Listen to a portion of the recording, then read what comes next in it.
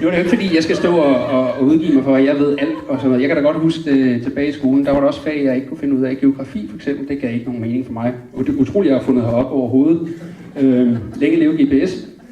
Men jeg kan huske, jeg tror også, det var læreren i virkeligheden. Vi havde Bente på 62. Fyldt godt i landskabet. Hun kunne dække 3 kontinenter. Og hun glædede sig bare til, at hun skulle på pension, og det gjorde vi også. Og så fik vi vikar, Maj-Britt, 27 år, en helt anden figur. Jeg husker tydeligt, at hun kommer ind, og hun tænder lige fra Århætten. Det var dengang i 80'erne.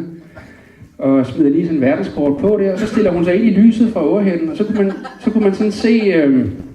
det er svært at beskrive, men altså... Hun kastede en skygge, sådan så hendes brystvorte, den pegede på Reykjavik. Og jeg lover jer, der var ingen dreng i det klasselokale, der ikke den dag, der ikke kan længde og breddegrader fra Reykjavik. Det siger jeg.